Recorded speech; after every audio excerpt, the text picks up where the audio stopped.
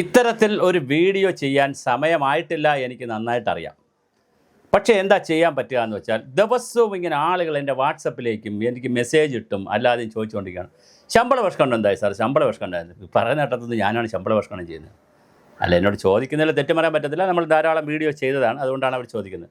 ശമ്പള പരിഷ്കരണ കമ്മീഷൻ ഇന്ന് തീരുമോ, അത് മുങ്ങുമോ, സർക്കാർ പുനരുജ്ജീവിപ്പിക്കുമോ, അവർ ഈ ഫിറ്റ്മെൻറ്റ് അലവൻസ് തീരുമാനിച്ചോ, എത്രയാണ് സർവീസ് വെയിറ്റേജ്, ഇങ്ങനെ കുറേ ചോദ്യങ്ങൾ ചോദിക്കുന്നുണ്ട്.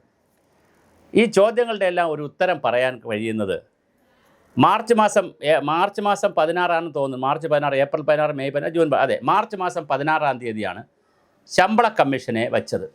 V P Joy chief secretary, മുൻ ചീഫ് സെക്രട്ടറി വി പി ജോയിയെയും പിന്നെ ഒരു അഡ്വക്കേറ്റ് രാജഗോപാലൻ നായർ, അതായത് ശബരിമലയിലൊക്കെ ഉണ്ടായിരുന്ന അഡ്വക്കേറ്റ് രാജഗോപാലൻ നായർ, CPM ആളാണ്, നോമിനിയെയും വേറെ 2 പേരെയും കൂടെ വെച്ചുകൊണ്ട് ഒരു കമ്മിറ്റിയൊക്കെ ഉണ്ടാക്കി. അഡീഷണൽ സെക്രട്ടറി ആണെന്ന് തോന്നുന്നു, ഈ സെക്രട്ടേറിയറ്റിലെ ഫിനാൻസിൻ്റെ എക്സ്പെൻഡിച്ചറിൻ്റെ മറ്റുമാണ്, 2 പേരെ വെച്ച് ഒരു 12 പേരുടെ ഒരു സമിതിയൊക്കെ, ഒരു കമ്മിറ്റിയല്ല, ഓഫീസ് സ്റ്റാഫിനൊക്കെ വെച്ച് അവർ ഓഫീസ് തുറന്നു.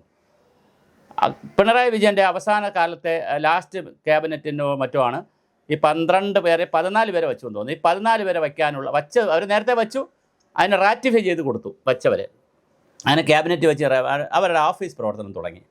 ശരിക്കും പറഞ്ഞാൽ ജൂൺ 16 ആകുമ്പോൾ അവർ ശമ്പള പരിഷ്കരണത്തിൻ്റെ റിസൾട്ട് കൊടുക്കണം. നമുക്കെല്ലാവർക്കും അറിയാവുന്നൊരു കാര്യമാണ്, മാർച്ച് മാസം മുതൽ മെയ് 5 വരെ, ഇപ്പോൾ കഴിഞ്ഞല്ലേ ഉള്ളൂ, മെയ് 5 വരെ 2 ദിവസമായിട്ടുള്ളൂ, മെയ് 5 വരെ ഇലക്ഷൻ കോഡ് ഓഫ് കോണ്ടാക്റ്റ് ഉണ്ടായിരുന്നു. അപ്പോൾ അതുകൊണ്ട് തന്നെ ഈ ശമ്പള പരിഷ്കരണ കമ്മീഷൻ്റെ ആളുകൾക്ക് സർവീസ് ഉദ്യോഗസ്ഥരെയും സർക്കാർ ഉദ്യോഗസ്ഥരെയും സർവീസ് സംഘടനാ നേതാക്കളെയും ഒക്കെ വിളിച്ച് കൃത്യമായി സിറ്റിങ്ങുകൾ നടത്താൻ പറ്റിയിട്ടില്ല. ചില കാര്യങ്ങളൊക്കെ നടന്നിട്ടുമുണ്ട്. അപ്പോൾ ഇനിയിപ്പോൾ ജൂൺ മാസം 16 മുമ്പ് ശമ്പള പരിഷ്കരണം വരുമോ എന്നൊരു ചെറിയ സംശയമുണ്ട്. അതിന് കാരണം മറ്റൊന്നുമല്ല, ഇപ്പോൾ മെയ് മാസം ഇന്നിപ്പോൾ 7 ആവുന്നു, ഒരു 15-ാം തീയതിയെങ്കിലും ആവും, മിനിമം 15-ാം തീയതിയെങ്കിലും ആവത്തുണ്ടല്ലോ ഈ ക്യാബിനറ്റ് വരാൻ. പിന്നെ ധനകാര്യമന്ത്രി വരണം, ധനകാര്യമന്ത്രി ഫയലുകൾ കാണണം, പിന്നെ ഈ കമ്മിറ്റി തന്നെ മതിയോ എന്ന് ഗവൺമെൻറ് തീരുമാനിക്കും. ചിലപ്പോൾ കമ്മിറ്റി റീകോൺസ്റ്റിറ്റ്യൂട്ട് ചെയ്യാൻ സാധ്യതയുണ്ട്. ഇനി റീകോൺസ്റ്റിറ്റ്യൂട്ട് ചെയ്തില്ലെന്ന് വിചാരിക്കുക, പഴയ ഒരു ഗവൺമെൻറ് വെച്ച കമ്മിറ്റിയാണെന്ന് വിചാരിച്ച് ചിലപ്പോൾ ഈ രാജഗോപാലൻ നായർ രാജിവെക്കാൻ സാധ്യതയുണ്ട്. അയാൾ CPM നോമിനിയാണ്. അപ്പോൾ അത് രാജിവെക്കുകയും പുതിയ ആളെ കോൺഗ്രസിൻ്റെ ആരെങ്കിലും വയ്ക്കാൻ സാധ്യതയുണ്ട്. അങ്ങനെ വയ്ക്കുമ്പോഴും ആ കമ്മിറ്റി, ഇനി VP ജോയി മുൻ ചീഫ് സെക്രട്ടറി ആയതുകൊണ്ട് മാറ്റുമെന്ന് നമുക്കറിയത്തില്ല, ചിലപ്പോൾ മാറ്റാം. കാരണം ഇപ്പോൾ ഈ IAS-കാരുടെ ഇടയിലും കൃത്യമായ ഒരു പോളറൈസേഷൻ പിണറായി വിജയൻ ഉണ്ടാക്കിയെടുത്തിട്ടുണ്ട്. KM എബ്രഹാമും അതുപോലെ കൂടെ നിൽക്കുന്ന IAS-കാരും കൂടെ നിൽക്കാത്തവരും എന്നൊക്കെ പറഞ്ഞും, അഴിമതി നടത്തുന്നവരും നടത്താത്തവരും, കൈപ്പിടിയിൽ ഒതുങ്ങുന്നവരും അങ്ങനെ കൃത്യമായൊരു പോളറൈസേഷൻ സെക്രട്ടേറിയറ്റിനകത്ത് ഉണ്ടാക്കിയെടുത്തിട്ടുണ്ട്. സാധാരണ അങ്ങനെ സംഭവിക്കുന്നതല്ല. സാധാരണ എന്ത് വന്നാലും ഈ IAS അസോസിയേഷൻകാരൊക്കെ ഒന്നിച്ച് നിൽക്കുകയും അവരൊരു വർഗ്ഗബോധം കാണും. ഇതിപ്പോൾ അങ്ങനെ അവർക്ക് പറ്റുന്നില്ല. ഓഫീസ് അസോസിയേഷൻ ഒരു വഴിക്ക് പോകുന്നു, പല IAS-കാരും റിട്ടയർ ആയവരും അവർ വേറെ വഴിക്ക് പോകുന്നു. അതുകൊണ്ട് ചിലപ്പോൾ VP ജോയിയെ മാറ്റാനും സാധ്യതയുണ്ട്. അങ്ങനെയാണെങ്കിൽ മറ്റൊരാളിനെ കമ്മിറ്റി വയ്ക്കണം. പക്ഷേ ആരെ വെച്ചാലും ജൂൺ മാസം 16 മുമ്പേ ആകണമെങ്കിൽ ഒരു ഹെർക്കുലിയൻ ടാസ്ക് എടുത്തേ കഴിയുള്ളൂ. അതുകൊണ്ട് തന്നെ ജൂൺ 16 മുമ്പേ ആകാനുള്ള സാധ്യത വളരെ കുറവാണ്. അതേസമയം അവർ ഹോംവർക്കൊക്കെ ചെയ്ത് തട്ടിക്കൂട്ടി ഒരു റിപ്പോർട്ട് കൊടുക്കുമെന്നറിയത്തില്ല. അതിനേക്കാൾ നല്ലത് ഒരു 3 മാസം കൂടി അവർ സമയം ചോദിക്കാനാണ് സാധ്യത. എല്ലാ സാധ്യതയും ഉള്ളത് ഒരു 3 മാസം കൂടി സമയം ചോദിക്കാനാണ് സാധ്യതയുള്ളത്. കാരണം ഈ സെക്രട്ടറിമാരെ മാറ്റണം. ഒരു സെക്രട്ടേറിയറ്റിനകത്തൊക്കെ ഒരുപാട് അഴിച്ചുപണി നടക്കും. ഇപ്പോൾ ഇരിക്കുന്ന ഇടതുപക്ഷ മുന്നണിയിലെ ആളുകളെയൊക്കെ അങ്ങോട്ടും ഇങ്ങോട്ടൊക്കെ മാറ്റി കോൺഗ്രസിന് വേണ്ടപ്പെട്ടവരെയൊക്കെ വയ്ക്കണം. അങ്ങനെ ഒത്തിരി കാര്യങ്ങൾ നടക്കും. അതെല്ലാം നടന്നു വരാൻ ഒരു ജൂണെങ്കിലും ആകും, ജൂലൈ എങ്കിലും ആകും. അപ്പോൾ അതുകൊണ്ട് തന്നെ കമ്മിറ്റി സമയം ചോദിക്കാനാണ് സാധ്യത ഉള്ളത്. ഇത് ബാലഗോപാലിന് അറിയാമായിരുന്നു. ബാലഗോപാൽ വന്നിരുന്നെങ്കിലും, ഇനി UDF LDF തന്നെ വന്നിരുന്നെങ്കിലും ഈ സമയം ഇങ്ങനെയൊക്കെ തന്നെ വരും, ഒരു ദിവസം 2 ദിവസത്തേക്ക് വ്യത്യാസം വരുമെന്നുള്ളത് അത് ബാലഗോപാലിന് ഇത് അറിയാമായിരുന്നു.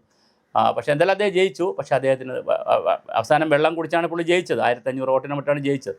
പക്ഷേ അദ്ദേഹത്തിന് അറിയാമായിരുന്നു ഇതിങ്ങനെയൊക്കെ വരുമെന്ന്. വളരെ ഒരു 6-7 മാസം മുമ്പ് ചെയ്തിരുന്നെങ്കിൽ അത് നടക്കുമായിരുന്നു.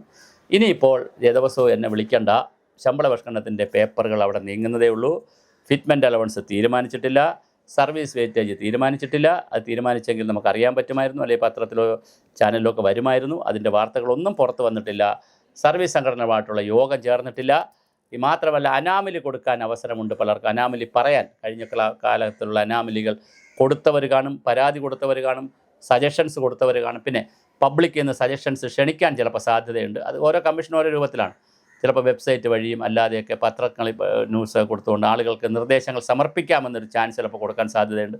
അപ്പോൾ അതൊക്കെ കൂടെ വരികയാണെങ്കിൽ it will take it's on time. എന്തായാലും ജൂണിൽ നമ്മൾ പ്രതീക്ഷിക്കുന്നില്ല. ജൂലൈ, ആഗസ്റ്റ്, സെപ്റ്റംബറൊക്കെ ആകുമ്പോൾ ചിലപ്പോൾ റിപ്പോർട്ട് വന്നേക്കാം. പക്ഷേ അതിനകത്ത് വിഷയമല്ല, ബാക്ക് ഡേറ്റ് ഇട്ടും ബാക്ക് കാലമൊക്കെ കൊടുത്താണല്ലോ. പിന്നെ 8 DRM DAയും കൊടുക്കാനുണ്ട്. അതിന് എന്ന് കൊടുക്കുമെന്നുള്ളതിനെ സംബന്ധിച്ചും പുതിയ ധനകാര്യമന്ത്രി തീരുമാനമെടുക്കണം. ഒരുപാട് കാര്യങ്ങളിൽ പുതിയ ധനകാര്യമന്ത്രിയാണ് തീരുമാനമെടുക്കേണ്ടത്. ആരാണ് ധനകാര്യമന്ത്രി എന്ന് പോലും നമുക്കിപ്പോൾ അറിയില്ല. അതുകൊണ്ട് ദയവായി ഉദ്യോഗസ്ഥരെ എന്നെ വിളിച്ചതുകൊണ്ടൊരു കാര്യമില്ല. നിങ്ങൾ ഈ വീഡിയോ കാണുക.